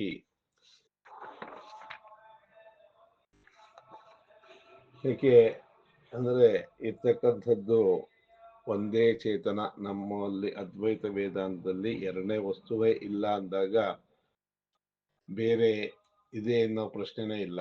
ಹಾಗಾಗಿ ನನ್ನಲ್ಲಿರ್ತಕ್ಕಂತಹ ಚೇತನ ಅವನಲ್ಲಿರ್ತಕ್ಕಂತಹ ಚೇತನ ಒಂದೇ. ಹೇಗೆ ನಮಗೆ ಮಡಕೆ ಮಡಕೆ ಅಂದ್ರೆ ಈ ದೇಹ ಅಂತ ಇಟ್ಕೊಳ್ಳೋಣ, ಭಿನ್ನ ಭಿನ್ನವಾದ ಮಡಕೆ ಆದ್ರೂ ಕೂಡ ಆಗಿರ್ತಕ್ಕಂಥದ್ದು ಮೂಲ ಮಣ್ಣು, ಮಣ್ಣಿನಿಂದ ಮಡಕೆ ಆಗಿದೆ. ಆದ್ರೂ ಕೂಡ ಬೇರೆ ಬೇರೆ ಮಡಕೆ, ಅದಕ್ಕೆ ಬೇರೆ ಬೇರೆ ಬಣ್ಣ, ಬೇರೆ ಬೇರೆ ಗಾತ್ರ, ಎತ್ತರ ಇತ್ಯಾದಿಗಳು ಕಂಡು ಬರುತ್ತೋ ಹಾಗೇನೆ ಈ ದೇಹ ಅಂತಕ್ಕಂಥದ್ದು ಬೇರೆ ಬೇರೆಯಾಗಿ ಕಂಡ್ರೂ ಕೂಡ ಅದರ ಮೂಲ ಮಣ್ಣು. ಈ ಮನುಷ್ಯ ಅಥವಾ ಬೇರೆ ಬೇರೆ ಪ್ರಾಣಿಗಳು, ಬೇರೆ ಬೇರೆ ಪ್ರಾಣಿಗಳು ಅಂತ ತೊಳೋದು ಬೇಡ, ಮನುಷ್ಯನ್ನೇ ಬೇರೆ ಬೇರೆ ಮನುಷ್ಯ ಅಂತ ನಾವು ವ್ಯವಹಾರ ಮಾಡೋದು ಕೂಡ ಅದ್ರ ಮೂಲ ಚೇತನ ಅಥವಾ ಆ ಪರಮಾತ್ಮನ ಅಂಶವೇ ಇದೆ ಅಂತಕ್ಕಂಥದ್ದು ನಮ್ಮ ಮನಸ್ಸಿಗೆ ನಾವು ತಗೊಂಡಿದ್ದೇ ಆಯ್ತು ಅಂತಂದ್ರೆ ನಮಗೆ ಭೇದ ಭಾವ ಮಾಡೋದಕ್ಕೆ ಹೇಗೆ ಸಾಧ್ಯ? ನಮ್ಮ ದೇಹದಲ್ಲೇ ಬೇರೆ ಬೇರೆ ಅಂಗಗಳು ಬೇರೆ ಬೇರೆ ಕಾರ್ಯವನ್ನು ಮಾಡ್ತಿದ್ರು ಕೂಡ ನಾವು ನಮ್ಮ ದೇಹದ ಅಂಗನ ಉತ್ತಮಾಂಗ ಅಂತ ಶಿರಕ್ಕೆನ ಹೇಳಿದ್ದಾರೆ. ಆದ್ರೆ ಎಲ್ಲವನ್ನು ಈ ದೇಹದ ಎಲ್ಲ ಅಂಗಾಂಗಗಳನ್ನು ಕಾಪಾಡ್ಕೊಳ್ಳೋದಕ್ಕೆ ಹೇಗೆ ಸತತವಾದಂತಹ ಪ್ರಯತ್ನವನ್ನು ಮಾಡ್ತೀವೋ ಹಾಗೆ ಎಲ್ಲವೂ ಆ ಚೇತನದ ಅಂಶಗಳೇ ಅಂತ ತಿಳ್ಕೊಂಡಾಗ ನಾವು ಭೇದ ಭಾವ ಮಾಡೋದಕ್ಕಾಗೋದಿಲ್ಲ. ಅಥವಾ ಒಂದು ಅಂಗ ಮಾಡತಕ್ಕಂತಹ ಕೆಲಸ ಇನ್ನೊಂದು ಮಾಡೋಕ್ಕಲ್ಲ. ಉದಾಹರಣೆ, ಕಣ್ಣು ನೋಡತ್ತೆ ಕೇಳಿಸ್ಕೊಳ್ಳಲ್ಲ, ಕಿವಿ ಕೇಳಿಸ್ಕೊಳ್ಳುತ್ತೆ ನೋಡಕ್ಕಾಗಲ್ಲ, ಮೂಗು ವಾಸನೆ ಗ್ರಹಿಸುತ್ತೆ ಕೇಳಿಸ್ಕೊಳ್ಳೋಕ್ಕೆ ನೋಡಕ್ಕಾಗಲ್ಲ. ಹೀಗೆ ಇದ್ದಾಗ ಆದ್ರೆ ಎಲ್ಲ ಅಂಗಗಳು ಬೇಕು. ಹಾಗೆ ಆ ಒಂದು ಭಾವನೆ ನಮ್ಮಲ್ಲಿ ಉಂಟಾಯ್ತು ಅಂತಂದ್ರೆ ಆ ಒಂದು ಕ್ರೋಧಕ್ಕೆ ಅಥವಾ ಭಿನ್ನಾಭಿಪ್ರಾಯಕ್ಕೆ, ದ್ವೇಷಕ್ಕೆ ಅವಕಾಶವೇ ಇಲ್ಲ ಅಂತ ಹೇಳಿ ನಾವು ಈ ಶ್ಲೋಕವನ್ನ ನಮ್ಮ ಜೀವನಕ್ಕೆ ಅಳವಡಿಸ್ಕೊಳ್ಳೋ ಪ್ರಯತ್ನವನ್ನ ಮಾಡ್ಬೋದು. ಮುಂದೆ ಹೀಗೆ ಶ್ರೀಕೃಷ್ಣ ಅನುಗ್ರಹವನ್ನ ಮಾಡ್ತಾ ಇದ್ದಾನೆ. ಯಥೋಕ್ತಸ್ಯ ಸಮ್ಯಕ್ ದರ್ಶನಸ್ಯ ಫಲವಚನೇನ ಸ್ತುತಿಃ ಕರ್ತವ್ಯ ಇದು ಶ್ಲೋಕ ಆರಭ್ಯತೆ. ಈ ಸಮ್ಯಕ್ ದರ್ಶನಕ್ಕೆ ಫಲವನ್ನ ಹೇಳೋದನ್ನ ಆಯ್ತು, ಇದನ್ನ ಹೊಗಳೋದಕ್ಕೆ ಈ ಶ್ಲೋಕ ಹೊರಟಿದೆ. ಸಮಂ ಪಶ್ಯನ್ ಹಿ ಸರ್ವತ್ರ ಸಮವಸ್ಥಿತಮೀಶ್ವರಂ ನ ಹಿನಸ್ತ್ಯಾತ್ಮನಾತ್ಮಾನಂ ತಥೋ ಯಾತಿ ಪರಾಂ ಗತಿಂ. ಸಮಂ ಪಶ್ಯನ್ ಹಿ ಸರ್ವತ್ರ ಸಮ ಅವಸ್ಥಿತಂ ಈಶ್ವರಂ ನ ಹಿನಸ್ತಿ ಆತ್ಮನ್ ಆತ್ಮಾನಂ ತಥೋ ಯಾತಿ ಪರಮಾಂ ಗತಿಂ. ಎಲ್ಲಿಯೂ ಸಮನಾಗಿದ್ದುಕೊಂಡಿರೋ ಈಶ್ವರನ್ನ ಸಮನಾಗಿ ಕಾಣ್ತಿರೋನು ತನ್ನನ್ನ ತಾನು ಹಿನಸ್ತಿ ಕೊಲ್ಲೋದಿಕ್ಕೆ ಆಗೋದಿಲ್ಲ, ಹಾಗಾಗಿ ಪರಗತಿಯನ್ನ ಹೊಂದುತ್ತಾನೆ ಅಂತ ಹೇಳಿ ಹೇಳ್ತಾರೆ. ಯಾತಕ್ಕೆ ಅಂದ್ರೆ ಎಲ್ಲರಲ್ಲೂ ಸಮಾನವಾಗಿ ನೋಡಿದಾಗ ನಮಗೆ ಭೇದ ಭಾವ ಉಂಟಾಗೋದೇ ಇಲ್ಲ ಅಲ್ವಾ. ನಮಗೆ ಇಲ್ಲಿ ತರತಮ ಭಾವ ತುಂಬಾ ಇದೆ. ತರತಮ ಭಾವದಿಂದ ಪೂಜೆಯನ್ನ ಮಾಡ್ತಾರೆ, ತರತಮ ಭಾವದಿಂದ ಎಲ್ಲವನ್ನು ನೋಡ್ತೀವಿ, ತರತಮ ಭಾವದಿಂದ ವ್ಯವಹಾರವನ್ನ ಮಾಡ್ತೀವಿ. ಆ ತರತಮ ಬಂದಾಗ ಯಾರನ್ನ ನಾವು ಕೀಳಾಗಿ ನೋಡ್ತೀವಿ ಅವನಿಗೆ ನಮ್ಮ ಮೇಲೆ ಕೋಪ ಬರುತ್ತೆ ಅಲ್ವಾ. ಯಾರನ್ನ ಹೆಚ್ಚಾಗಿ ನಾವು ಪ್ರೀತಿ ಮಾಡ್ತೀವೋ ಅವರೇ ನಮ್ಮನ್ನು ಒಳ್ಳೆ ತರದಲ್ಲಿ ನೋಡ್ತಾರೆ ಅಂತ ಗ್ಯಾರಂಟಿ ಇಲ್ಲ. ದ್ವೇಷ ಅಂತೂ ಮಾಡ್ತಾರೆ, ಯಾರನ್ನ ಕೀಳಾಗಿ ನೋಡ್ತೀವೋ ಅವರು ನಮ್ಮಲ್ಲಿ.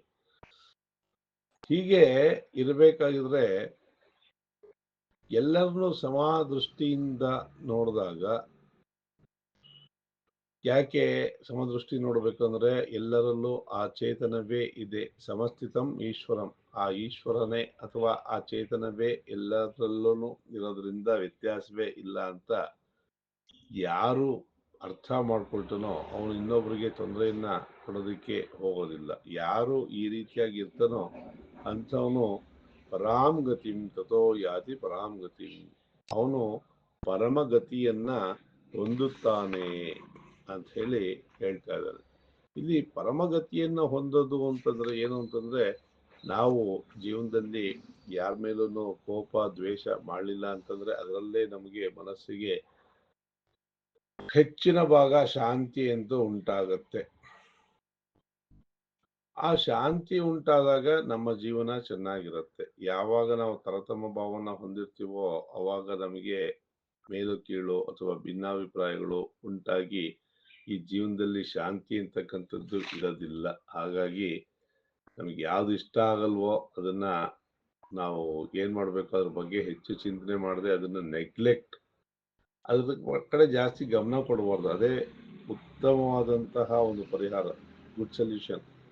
ಯಾರನ್ನೋ ನಾವು ಯಾವ್ದು ದ್ವೇಷ ಮಾಡ್ತೀವಿ ಅಂದ್ರೆ ನಮ್ಮ ಮನಸ್ಸು ಕೆಡತ್ತೆ, ಸಮಯನೂ ಹಾಳಾಗತ್ತೆ. ಅದನ್ನ ಬಿಟ್ಬಿಟ್ಟು ಬೇರೆ ನಮ್ಗೆ ಯಾವ್ದು ಇಷ್ಟ ಆಗತ್ತೋ ಅದ್ರ ಕಡೆ ಗಮನ ಕೊಟ್ಟಾಗ ನಮ್ಮ ಜೀವನ ಸಮಯ ಉಪಯೋಗಕ್ಕೆ ಬರುತ್ತೆ. ನೇರು ಸಾಧನೆ ಮಾಡೋದಕ್ಕೆ ಸಾಧ್ಯ ಆಗುತ್ತೆ. ಹಾಗಾಗಿ ಈ ಶ್ಲೋಕವನ್ನ ನಾವು ನಮ್ಮ ಜೀವನಕ್ಕೆ ಹೀಗೆ ಅಳವಡಿಸ್ಕೊಳ್ಬಹುದು ಅಂತ ಅನ್ಸತ್ತೆ. ಮುಂದೆ ಪ್ರವೃತ್ತೈವ ಚ ಕರ್ಮಾಣಿ ಕ್ರಿಯಮಾಣಾನಿ ಸರ್ವಶಃ ಯಃ ಪಶ್ಯತ್ಯಾತ್ಮಾನಂ ಅಕರ್ತಾರಂ ಸ ಪಶ್ಯತಿ. ಪ್ರಕೃತಿ ಏವ ಚ ಕರ್ಮಾಣಿ ಕ್ರಿಯಮಾಣಾನಿ ಸರ್ವಶಃ ಯಃ ಪಶ್ಯತಿ ತಥಾ ಆತ್ಮಾನಂ ಅಕರ್ತಾರಂ ಸ ಪಶ್ಯತಿ. ಪ್ರಕೃತಿ ಏವ ಚ ಕರ್ಮಾಣಿ ಕ್ರಿಯಮಾಣಾನಿ ಸರ್ವಶಃ, ಸರ್ವ ಪ್ರಕಾರದಿಂದಲೂ ಪ್ರಕೃತಿಯಿಂದಲೇ ಕರ್ಮಗಳನ್ನ ಮಾಡುತ್ತಿರೋದಂತ ಯಾರು ತಿಳ್ಕೊಳ್ತಾನೋ ಹಾಗೂ ಆತ್ಮ ಅಕರ್ತೃ ಅಂತ ತಿಳ್ಕೊಳ್ತಾನೋ ಅವನೇ ಕಂಡಿರ್ತಾನೆ ಅಂತ ಹೇಳಿ ಮತ್ತೆ ಮತ್ತೆ ಮತ್ತೆ ಆತ್ಮದ ಬಗ್ಗೆ ಹೇಳ್ತಾ ಇದ್ದಾನೆ ಶ್ರೀಕೃಷ್ಣ ನಮಗೆ. ಯಾತಕ್ಕೆ? ಕರ್ಮವನ್ನ ಮಾಡ್ತಿರ್ತಕ್ಕಂಥದ್ದು ಜೀವ, ಇದು ಅನಾದಿ. ಅವಿದ್ಯೆ ಅನ್ನೋದು ಅನಾದಿ. ಹಾಗಾಗಿ ಅವಿದ್ಯೆ ಮತ್ತು ಜೀವ ಅನಾದಿಯಾಗಿರೋದ್ರಿಂದ ಕರ್ಮಗಳು ಅವಿದ್ಯೆಯಿಂದ ಕರ್ಮಗಳನ್ನ ಮಾಡ್ತಾ ಇದ್ದೀವಿ. ನಮಗಿಲ್ಲಿ ಚೇತನ ಅಂತಕ್ಕಂಥದ್ದು ದೇಹದಲ್ಲಿ ಇದ್ರೂ ಕೂಡ ಅದು ಕೇವಲ ಸಾಕ್ಷಿಭೂತವಾಗಿದೆ, ಕರ್ಮಗಳನ್ನ ಅದು ಮಾಡ್ತಾ ಇಲ್ಲ ಅಂತ ಯಾರು ತಿಳ್ಕೊಳ್ತಾನೋ ಅವನೇ ನಿಜವಾಗ್ಲೂ ತಿಳ್ಕೊಂಡವನು ಅಂತ ಹೇಳಿ ಹೇಳ್ತಾ ಇದ್ದಾನೆ ಶ್ರೀಕೃಷ್ಣ. ಹಾಗಾಗಿ ಈ ಕರ್ಮ ಅಂತಕ್ಕಂಥದ್ದು ಜೀವಕ್ಕೆ ಹೊರತು ಆತ್ಮಕ್ಕಲ್ವೇ ಅಲ್ಲ. ಹಾಗಾಗಿ ನಾವು ಮಾಡ್ತಕ್ಕಂಥ ಕರ್ಮವನ್ನ ಆ ಕೃಷ್ಣಾರ್ಪಣ ಬುದ್ಧಿಯಿಂದ ಮಾಡಿದಾಗ ನಾವು ಮಾಡೋ ಕರ್ಮ ಸರಿಯಾಗಿ ಆಗತ್ತೆ, ಮತ್ತೆ ಅದರಿಂದ ದೋಷಗಳು ಕೂಡ ಉಂಟಾಗೋದಿಲ್ಲ. ಮುಖ್ಯವಾಗಿ ನಾವು ಯಾವುದಕ್ಕೂ ಅಂಟ್ಕೊಳ್ಳಬಾರ್ದು. ಅಂಟ್ಕೊಂಡಾಗ ನಮಗೆ ಬಂಧನ. ಯಾವಾಗ ಅಂಟ್ಕೊಳ್ತೀವಿ ಅಂತಂದ್ರೆ ನಾನೇ ಮಾಡ್ತೀನಿ, ನಂದು ಇದು, ನನ್ನಿಂದ ಅಂತಕ್ಕಂಥದ್ದು ಬರುತ್ತೋ, ನಾನು ನಾನು ನನ್ನಿಂದ ನಂದೇ ಅಂತ ಅವಾಗ ಅಂಟೋದು. ನಂದಲ್ಲ ಸ್ವಾಮಿ ನಿಂದೇ ಇಲ್ಲ ಅಂತ ಅವನ ಮೇಲೆ ಹಾಕ್ಬಿಟ್ಟಾಗ ಅವನು ಅದನ್ನ ಮಾಡಿಸೋದೇ ಇಲ್ಲ, ಕೆಟ್ಟದಾರದ್ ನಮ್ಮ ಕಡೆಯಿಂದ ಮಾಡಿಸೋದೇ ಇಲ್ಲ. ಒಳ್ಳೇದಾದ್ರೆ ಮಾತ್ರ ಮಾಡೋದಕ್ಕೆ ಅವಕಾಶ ಆಗುತ್ತೆ, ಇಲ್ಲಾಂದ್ರೆ ಅದು ನಮಗೆ ಆ ಕೆಲಸವನ್ನು ಮಾಡೋ ಅವಕಾಶವೇ ಸಿಗೋದಿಲ್ಲ. ಅದು ಅವನ ಅನುಗ್ರಹ ಇದ್ದು ಋಣಾನುಬಂಧ ಇದ್ದಾಗ ಕೆಲವು ತಪ್ಪು ಸರಿಗಳು ಆಗತ್ವೆ, ಅದು ಬೇರೆ ಪ್ರಶ್ನೆ. ಆದ್ರೆ ನಾನು ನಂದು ನನಗ್ ಬೇಕು ಅಂತಕ್ಕಂತಹ ಮಮಕಾರವನ್ನು ಇಟ್ಕೊಂಡು ಮಾಡಿದಾಗಂತೂ ತೊಂದರೆ ನಾವೇ ಅನುಭವಿಸ್ಬೇಕಾಗತ್ತೆ. ಹಾಗಾಗಿ ಅಂಟು ಇಲ್ಲದೆ, ಅಂಟು ಇತ್ತು ಅಂದ್ರೆ ಗಂಟು ಬೀಳ್ತಾನೆ ಇರುತ್ತೆ, ಗಂಟನ್ನ ಬಿಡಿಸ್ಕೊಳ್ಬೇಕು ಅಂದ್ರೆ ಮತ್ತೆ ಕಷ್ಟ ಪಡ್ಬೇಕು ಅಲ್ವಾ? ಹಾಗಾಗಿ ನಾವು ಅಂಟಿಲ್ಲದೆ ಗಂಟುಗಳು ಬೀಳದ ಹಾಗೆ ಆ ಪರಮಾತ್ಮನಲ್ಲಿ ಲೀನವಾಗೋದಕ್ಕೆ ನಂಟು, ಆ ಪರಮಾತ್ಮ ನಂಟು ಇಟ್ಟುಕೊಂಡು ಈ ಅಂಟು ಗಂಟುಗಳಿಂದ ದೂರ ಉಳಿಯೋದಕ್ಕೆ ಪ್ರಯತ್ನ ಪಡೋಣ ಅಂತ ಹೇಳ್ತಾ, ಮುಂದೆ ಹೀಗೆ ನಮಗೆ ಶ್ರೀಕೃಷ್ಣ ಅನುಗ್ರಹವನ್ನ ಮಾಡೋದಿಕ್ಕೆ ಹೊರಟಿದ್ದಾನೆ. ಪುನರಪಿ ತದೇವ ಸಮ್ಯಕ್ ದರ್ಶನಂ ಶಬ್ದಾಂತರೇಣ ಪ್ರಪಂಚಯತಿ. ಇಲ್ಲಿ ಬೇರೆ ಪದಗಳಿಂದ ಮತ್ತೆ ಅದನ್ನೇ ವಿಚಾರವನ್ನ ಪುನಃ ಪುನಃ ಹೇಳ್ತಾ ಇದ್ದಾನೆ. ಯಾಕೆ ಪುನಃ ಪುನಃ ಹೇಳ್ತಾ ಇದ್ದಾನೆ ಅಂತಂದ್ರೆ, ಒಂದು ಪಾತ್ರೆಯನ್ನು ಬಟ್ಟೆಯನ್ನು ಸ್ವಚ್ಛ ಮಾಡ್ಬೇಕಾದ್ರೆ ಪುನಃ ಪುನಃ ಅದನ್ನ ನಾವು ತೊಳಿತಾ ಇದ್ರೆ ಮಾತ್ರ ಸ್ವಚ್ಛವಾಗಿರುತ್ತೆ. ಹಾಗೆ ಮನಸ್ಸಿಗೂ ಕೂಡ ಸದ್ವಿಚಾರಗಳನ್ನ ಪುನಃ ಪುನಃ ಹೇಳ್ತಾ ಇದ್ರೆ ಮಾತ್ರ ಅದು ಶುದ್ಧ ಆಗುತ್ತೆ, ಇಲ್ಲಾಂದ್ರೆ ಆಗೋದಿಲ್ಲ. ಹಾಗಾಗಿ ಮತ್ತೆ ಮತ್ತೆ ವಿಚಾರಗಳನ್ನ ಹೇಳ್ತಾ ಇದ್ದಾನೆ. ಅದನ್ನ ಮತ್ತೆ ಮತ್ತೆ ನಾವು ಅಭ್ಯಾಸ ಮಾಡ್ತಾನೆ ಇರ್ಬೇಕಾಗುತ್ತೆ. ಯದಾ ಭೂತ ಪೃಥಗ್ ಭಾವಂ ಏಕಸ್ತಂ ಅನುಪಶ್ಯತಿ ತತ ಏವ ಚ ವಿಸ್ತಾರಂ ಬ್ರಹ್ಮ ಸಂಪದ್ಯತೆ ತದಾ. ಯದಾ ಭೂತ ಪೃಥಕ್ ಭಾವಂ ಏಕಸ್ಥಂ ಅನುಪಶ್ಯತಿ ತತ ಏವ ಚ ವಿಸ್ತಾರಂ ಬ್ರಹ್ಮ ಸಂಪದ್ಯತೆ ತದಾ. ಯಾವಾಗ ಭೂತಗಳ ಪೃಥಕ್ ಭಾವ ಒಬ್ಬನಲ್ಲಿರೋದನ್ನ ಅಂಡರ್ಸ್ಟ್ಯಾಂಡ್ ಮಾಡಿಕೊಳ್ತಾನೋ ಮತ್ತು ಅದರಿಂದಲೇ ವಿಸ್ತಾರವಾಗಿರೋದನ್ನು ಅನುದರ್ಶನ ಮಾಡ್ಕೊಳ್ತಾನೋ ಆಗ ಬ್ರಹ್ಮವನ್ನ ಸೇರಿಕೊಳ್ತಾನೆ ಅಂತ ಹೇಳಿ ಹೇಳ್ತಾರೆ.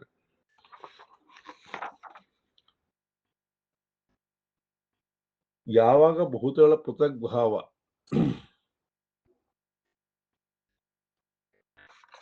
ಅಂದ್ರೆ ಇಲ್ಲಿ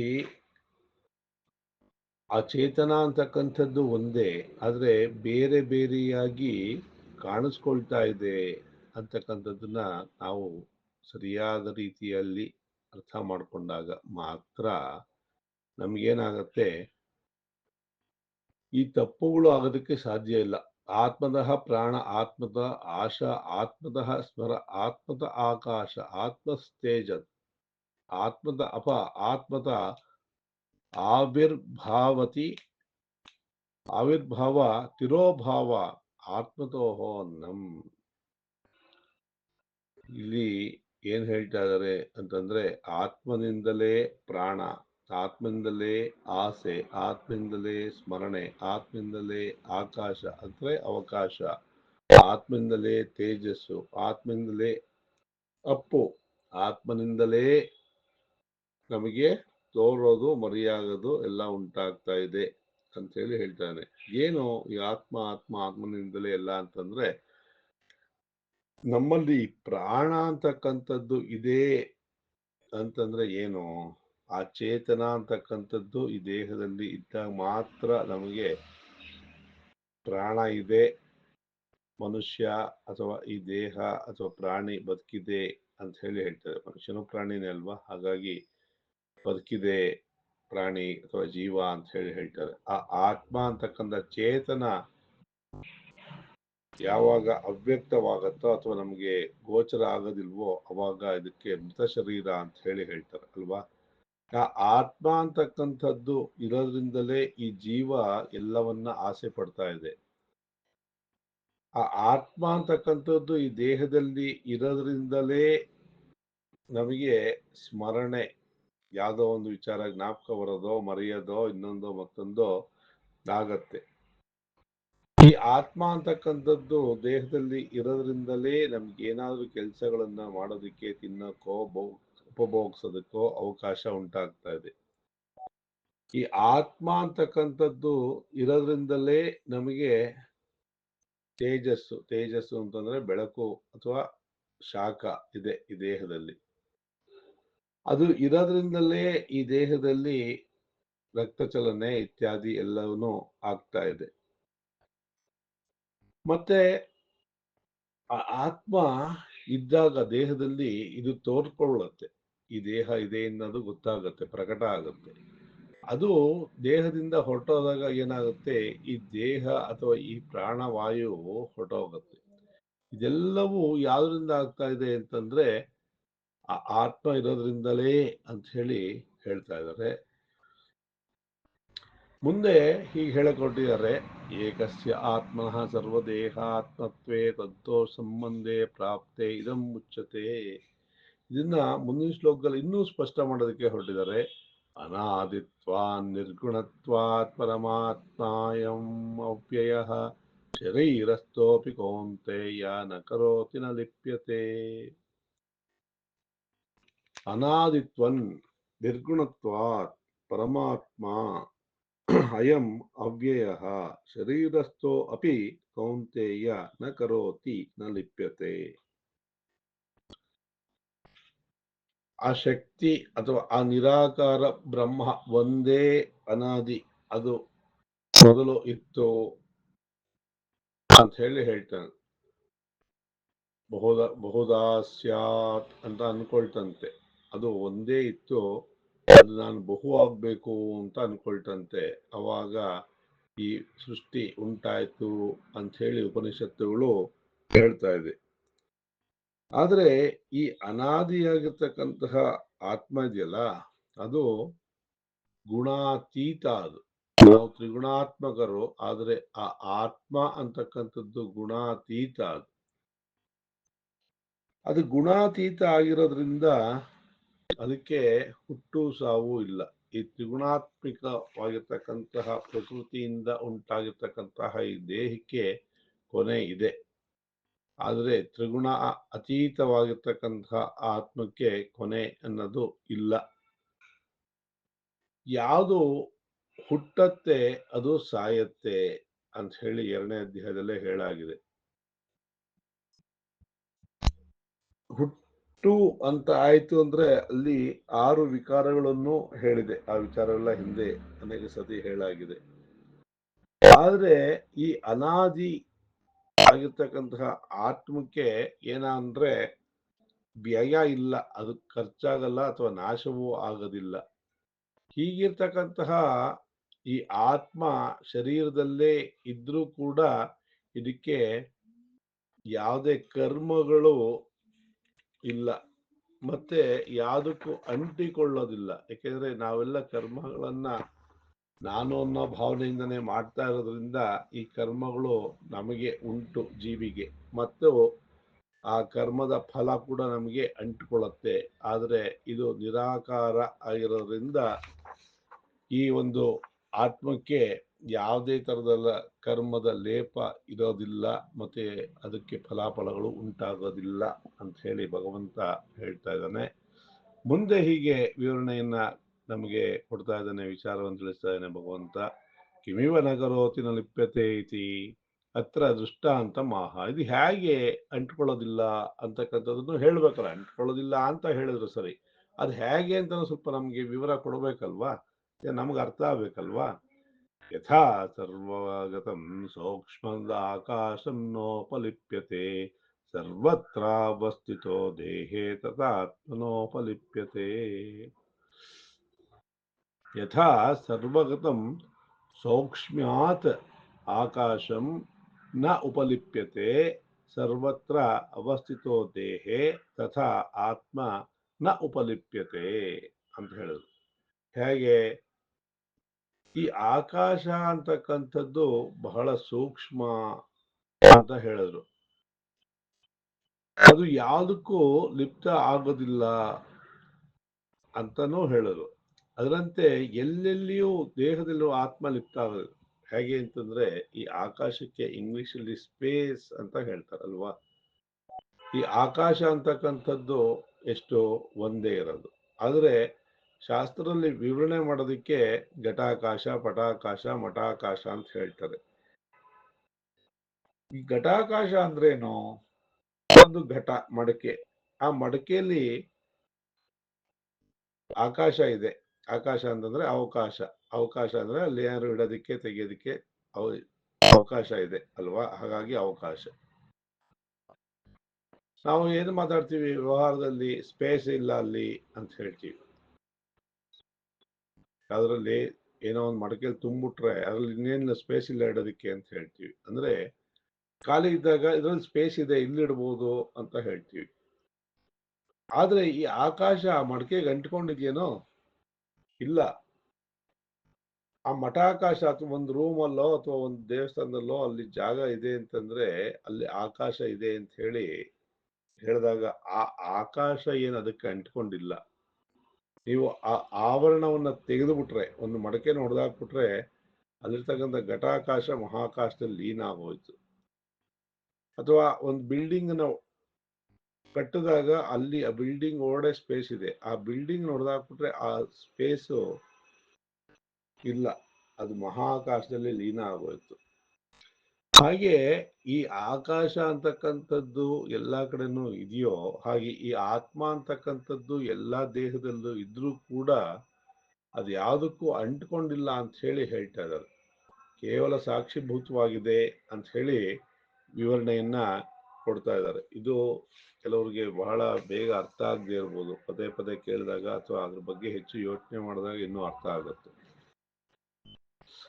ಮುಂದೆ ಹೀಗೆ ನಮಗೆ ಅನುಗ್ರಹವನ್ನು ಮಾಡೋದಕ್ಕೆ ಹೊರಟಿಯಾನೆ. ಯಥಾ ಸರ್ವಗತಂ ವ್ಯಾಪಿಸತು ಸೂಕ್ಷ್ಮ ಸೂಕ್ಷ್ಮ ಭಾವಾತ್ ಆಕಾಶಕಂ ಉಪಲಿಪ್ಯತೆ ಸಂಬಂಧ್ಯತೆ ಸರ್ವತ್ರ ಅವಸ್ಥಿತ ದೇಹೇ ತಥಾ ಆತ್ಮ ನ ಫಲಿಪ್ಯತೆ. ಹೇಗೆ ಆಕಾಶ ಅಂತಕ್ಕಂಥದ್ದು ಎಲ್ಲ ಕಡೆ ಇದ್ರೂ ಕೂಡ ಅಂಟ್ಕೊಳ್ಳೋದಿಲ್ವೋ ಹಾಗೆ ಅಂತ ಹೇಳಿ ಮುಂದಿನ ಶ್ಲೋಕದಲ್ಲಿ ಇನ್ನೊಂದು ಸ್ವಲ್ಪ ವಿವರಣೆಯನ್ನು ಕೊಡೋದಕ್ಕೆ ಹೊರಟಿದ್ದಾರೆ. ಯಥಾ ಪ್ರಕಾಶಯತ್ಯೇ ಯಥಾ ಪ್ರಕಾಶಯತ್ಯೇಕಃ ಕೃತ್ಸ್ನಂ ಲೋಕಮಿಮಂ ರವಿಃ ಕ್ಷೇತ್ರಂ ಕ್ಷೇತ್ರೇ ತಥಾ ಕೃತ್ಸ್ನಂ ಪ್ರಕಾಶಯತಿ ಭಾರತ. ಯಥಾ ಪ್ರಕಾಶಯತಿ ಏಕಃ ಕೃತ್ಸ್ನಂ ಲೋಕಂ ಇಮಂ ರವಿಃ ಕ್ಷೇತ್ರಂ ಕ್ಷೇತ್ರೇ ತಥಾ ಕೃತ್ಸ್ನಂ ಪ್ರಕಾಶಯತಿ ಭಾರತ. ಹೇಗೆ ಒಬ್ಬನೇ ಸೂರ್ಯ ಇಡೀ ಲೋಕಗಳನ್ನೇ ಬೆಳಗಿಸ್ತಾ ಇದ್ರು ಕೂಡ ಆ ಬೆಳಕು ಯಾವುದಕ್ಕೂ ಅಂಟ್ಕೊಂಡಿರೋದಿಲ್ಲ ಅಲ್ವಾ. ಆ ಬೆಳಕು ಕೆಸರು ಹೊಲಸಿನ ಮೇಲೂ ಬೀಳತ್ತೆ, ದೇವರ ವಿಗ್ರಹದ ಮೇಲೂ ಬೀಳತ್ತೆ, ಮನುಷ್ಯರ ಮೇಲೂ ಬೀಳತ್ತೆ, ಯಾವ್ದೋ ಪುಸ್ತಕದ ಮೇಲೂ ಬೀಳತ್ತೆ. ಆದ್ರೆ ನಾ ಬೆಳಕಲ್ಲೇ ಅಂಟ್ಕೊಂಡಿದ್ಯೇನೋ? ಅಂಟ್ಕೊಂಡಿಲ್ಲ. ಆ ಬೆಳಕು ನಮ್ಗೆ ಆ ವಸ್ತುವನ್ನು ತೋರಿಸ್ತಾ ಇದೆ ಅಷ್ಟೇ, ಆ ಬೆಳಕು ಅಂಟ್ಕೊಂಡಿಲ್ಲ ಅದಕ್ಕೆ. ಹೇಗೆ ಬೆಳಗ್ತಾ ಇದ್ರೂ ಕೂಡ ಯಾವುದಕ್ಕೂ ಅಂಟುಕೊಳ್ಳದೆ ತನ್ನ ಕರ್ತವ್ಯವನ್ನು ತಾನು ಮಾಡ್ತಿದ್ಯೋ ಅದೇ ರೀತಿ ಈ ಆತ್ಮ ಅಂತಕ್ಕಂಥದ್ದು ಎಲ್ಲ ದೇಹದಲ್ಲೂ ಇದ್ರೂ ಕೂಡ ಅಲ್ಲಿ ಆಗ್ತಕ್ಕಂತಹ ಕರ್ಮಗಳಿಗೆ ಆತ್ಮ ಅಂಟ್ಕೊಂಡಿಲ್ಲ, ಅದು ಕೇವಲ ಸಾಕ್ಷಿಭೂತವಾಗಿದೆ. ಹೇಗೆ ಪ್ರಕಾಶ ಅಥವಾ ರವಿಯ ಕಿರಣಗಳು ನಮಗೆ ಬೆಳಗ್ತಾ ಇದೆಯೋ ಹಾಗೆ ಈ ಆತ್ಮ ಅಂತಕ್ಕಂಥದ್ದು ಕೇವಲ ಬೆಳಗ್ತಾ ಇದೆ ಹೊರತು ಯಾವುದಕ್ಕೂ ಅಂಟ್ಕೊಂಡಿಲ್ಲ ಅಂತಕ್ಕಂಥದ್ದು ಸ್ಪಷ್ಟ ಮಾಡ್ತಾ ಇದ್ದಾರೆ. ಆಕಾಶದ ದೃಷ್ಟಿಯಿಂದ ಸ್ಪಷ್ಟ ಮಾಡಿದ್ರು, ಈಗ ಬೆಳಕಿನ ದೃಷ್ಟಿಯಿಂದ ಸ್ಪಷ್ಟ ಮಾಡಿದ್ರು. ಮುಂದೆ ಈ ಸಮಸ್ತ ಅಧ್ಯಾಯದ ಕ್ಷೇತ್ರ ಕ್ಷೇತ್ರಜ್ಞ ವಿಭಾಗ ಯೋಗದ ಒಂದು ವಿಚಾರವನ್ನ ಸಾರಾಂಶವನ್ನ ಉಪಸಂಹಾರ ಮಾಡೋದಕ್ಕೆ ಈ ರೀತಿ ಹೇಳೋದಕ್ಕೆ ಹೊರಟಿದ್ದಾರೆ. ಕ್ಷೇತ್ರ ಕ್ಷೇತ್ರಜ್ಞಯೋರೇವಮಂತರಂ ಜ್ಞಾನಚಕ್ಷುಷಾ ಭೂತ ಪ್ರಕೃತಿ ಮೋಕ್ಷಂ ಚ ಯೇ ವಿದುರ್ಯಾಂತಿ ತೇ ಪರಂ. ಕ್ಷೇತ್ರ ಕ್ಷೇತ್ರಜ್ಞಯೋಃ ಏವಂ ಅಂತರಂ ಜ್ಞಾನಚಕ್ಷುಷಾ ಭೂತ ಪ್ರಕೃತಿ ಮೋಕ್ಷಂ ಚ ಯೇ ವಿದುರ್ಯಾಂತಿ ತೇ ಪರಂ. ನಾವು ವಿಚಾರವನ್ನ ತಿಳ್ಕೊಳ್ಬೇಕಾದ್ರೆ ನಮಗೆ ಎಷ್ಟು ಜ್ಞಾನ ಇದೆಯೋ ಅಷ್ಟು ಮಾತ್ರ, ಅಥವಾ ಆ ರೀತಿ ನಮ್ಮ ಯೋಚನೆ ಹೇಗಿದೆಯೋ ನಮಗೆ ವಿಚಾರಗಳು ಆ ರೀತಿ ಅರ್ಥ ಆಗತ್ತೆ ಅಲ್ವಾ. ಹಾಗಾಗಿ ಇಲ್ಲಿ ಏನ್ ಹೇಳ್ತಾ ಇದ್ದಾರೆ, ಜ್ಞಾನಚಕ್ಷುವಿನಿಂದ ಕ್ಷೇತ್ರ ಕ್ಷೇತ್ರಜ್ಞರಿಗೆ ಇರೋ ಅಂತರವನ್ನ, ಭೂತ ಪ್ರಕೃತಿ ಮೋಕ್ಷವನ್ನ ಯಾರು ತಿಳಿದುಕೊಳ್ತಾರೋ ಅವರು ಪರಗತಿಯನ್ನ ಪಡೆಯುತ್ತಾರೆ ಅಂತ ಹೇಳಿ ಹೇಳಿದ್ರು. ಇದಕ್ಕೆ ಒಂದೆರಡು ಉದಾಹರಣೆ ಮೂಲಕ ಹೇಳಿದ್ರೆ ನಿಮ್ಗೆ ಇನ್ನೂ ಸ್ಪಷ್ಟ ಆಗತ್ತೆ. ಚಕ್ಷು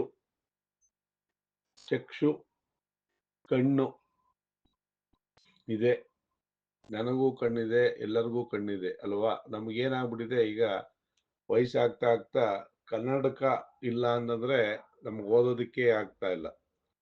ಅದಕ್ಕೆ ಜ್ಞಾನ ಚಕ್ಷು ಬೇಕು ವಿಚಾರ ತಿಳ್ಕೊಳ್ಳೋಕೆ. ಹಾಗೆ ಈ ಕನ್ನಡಕ ಅಂತಕ್ಕಂತಹ ಇದ್ದಾಗ ನಮಗೆ ಓದೋದಕ್ಕೆ ಆಗತ್ತೆ. ಆ ಕನ್ನಡಕ ಇದ್ದಾಗ ಮಾತ್ರ ಕಾಣುತ್ತೆ, ಕನ್ನಡಕ ಇಲ್ಲ ಕಾಣ್ತಾ ಇಲ್ಲ ಅಂತಂದ್ರೆ ಅಲ್ಲಿ ವಿಷಯ ಇಲ್ಲ ಅಂತಲ್ಲ, ನಮಗೆ ಕಣ್ಣು ಕಾಣ್ತದೆ, ನಮಗೆ ಯೋಗ್ಯತೆ ಇಲ್ಲ, ನಮ್ಮ ಕಣ್ಣಿಗೆ ಅದನ್ನು ಓದೋ ಯೋಗ್ಯತೆಯನ್ನು ಕಳ್ಕೊಂಡಿದೆ. ಆ ರೀತಿಯಾಗಿ ಯಾರು ಈ ಕ್ಷೇತ್ರಕ್ಕೂ ವ್ಯತ್ಯಾಸವನ್ನ ತಿಳ್ಕೊಳ್ತಾರೋ, ಈ ಭೂತ ಪ್ರಕೃತಿಯನ್ನ ಮೋಕ್ಷವನ್ನ ತಿಳ್ಕೊಳ್ತಾರೆ ಅಂತ ಹೇಳ್ತಾ ಇದ್ದಾರೆ. ಈ ಭೂತ ಪ್ರಕೃತಿ ಅಂತಂದ್ರೆ ನಮಗೆ ಈ ತ್ರಿಗುಣಾತ್ಮಕವಾಗಿರ್ತಕ್ಕಂತಹ ವಿಚಾರದಲ್ಲೇ ಮುಳುಗಿರೋದ್ರಿಂದ ನಮಗೆ ಹುಟ್ಟು ಸಾವುಗಳು ಇದೆ.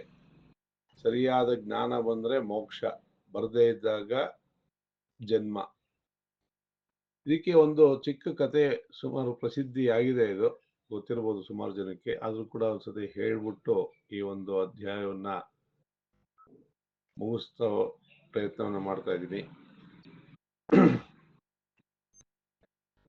ಒಬ್ಬ ವಯೋವೃದ್ಧ ತನ್ನ ಮಗನಿಗೆ ಒಂದು ಮಣಿಯನ್ನ ಕೊಡ್ತಾನಂತೆ.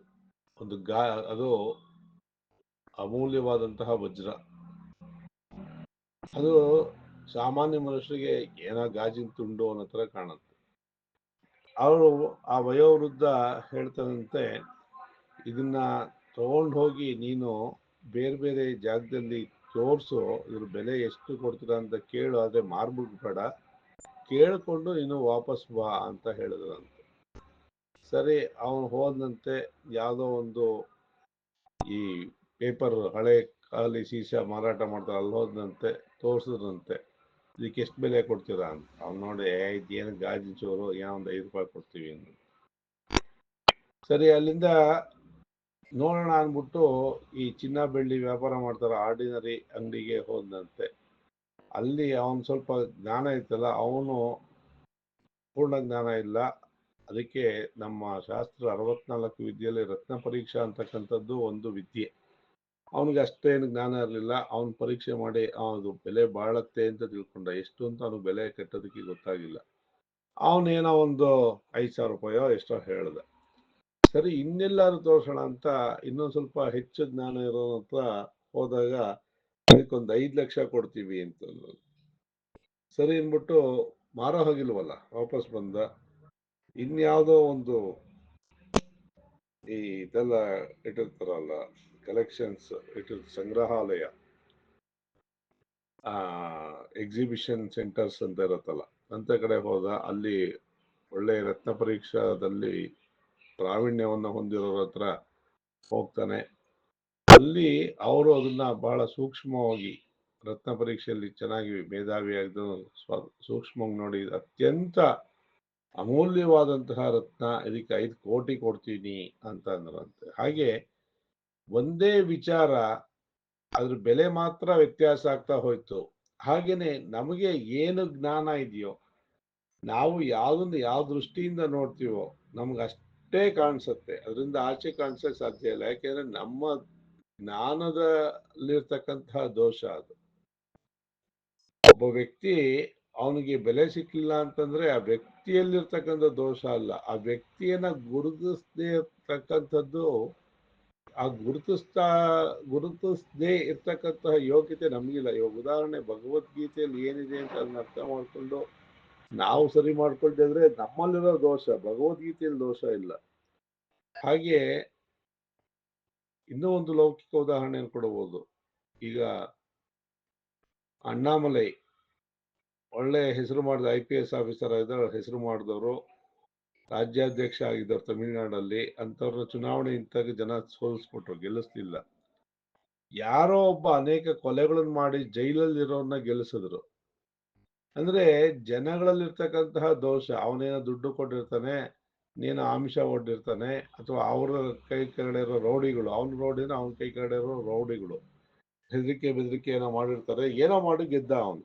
ಹಾಗನ್ಬಿಟ್ಟು ಅವನು ಗೆದ್ದವನು ಶ್ರೇಷ್ಠ, ಸೋತವನು ಕನಿಷ್ಠ ಅಂತಲ್ಲ.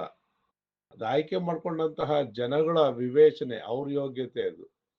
ನಾವು ಏನ್ ಆಯ್ಕೆ ಮಾಡ್ಕೊಳ್ತೀವೋ ಅದೇ ಫಲವನ್ನು ಕೂಡ ನಾವೇ ಅನುಭವಿಸ್ಬೇಕಾಗತ್ತೆ.